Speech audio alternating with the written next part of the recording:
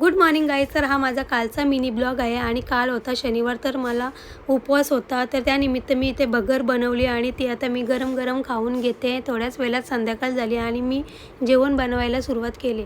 तर मी इथे फोर्जन वाटाणे घेतलेले आहेत आणि त्याचबरोबर दाल खिचडीसुद्धा इथे बनवायला ठेवलेली आहे.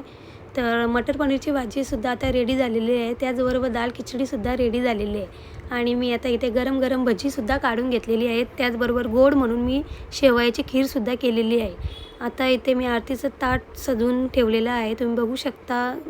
घरच्या देवाला नैवेद्य दाखवून मी गाईला नैवेद्य दाखवण्यासाठी चाललेले आहे. तर माझ्यासोबत मी, माझे मिस्टर, माझी 2 मुलं आणि भाची, आम्ही सर्वजण गौशालेकडे चाललेलो.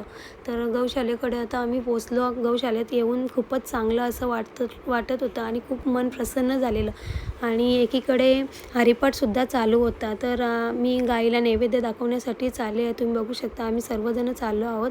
तर माझ्या दोन्ही लहान मुलांना खूपच भारी वाटत होतं इकडे येऊन आणि गायांकडं, वासरूंकडं बघून त्यांना खूपच मजा वाटलेली.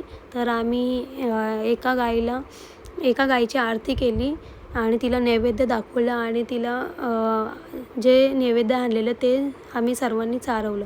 तुम्ही बघू शकता आणि बऱ्याच वेळा आम्ही तिथं थांबलेलो आणि मनसुद्धा खूप प्रसन्न इथे झालेलं येऊन. खरोखरच खूपच भारी वाटते. कधीतरी एकदा तरी यावा. तर आम्ही इथून थोडा वेळ बसून आम्ही नंतर तिथून निघालो आणि नंतर आम्ही ठरवलं इस्कॉन टेम्पलला जाण्यासाठी. तर आम्ही आता तिकडे चाललेलो आहोत.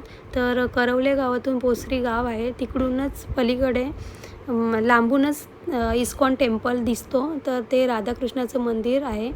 तर तिथे पण जाऊन आम्हाला संध्याकाळ झालेली आणि त्याच वेळेस आम्हाला आरतीसुद्धा तिथे मिळालेली आणि आरतीचासुद्धा आम्ही चांगला लाभ घेतलेला.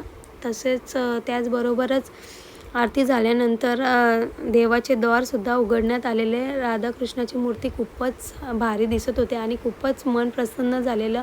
खरोखरच भरपूरच भारी वाटत होतं आणि मी पहिल्यांदाच इथे आलेली आहे आणि खूपच मंदिरसुद्धा भारी केलेलं आहे आणि तुम्हीसुद्धा कोण आजूबाजूच्या परिसरातील असतील तर तुम्ही नक्कीच या मंदिराला व्हिजिट करू शकता.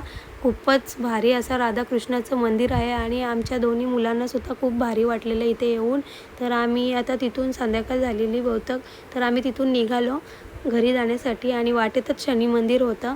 तर शनी मंदिराच्या इथेसुद्धा आम्ही थांबलो आणि देवाचे दर्शन घेतले आणि नंतर आम्ही तिथेसुद्धा थोडा वेळ बसलो.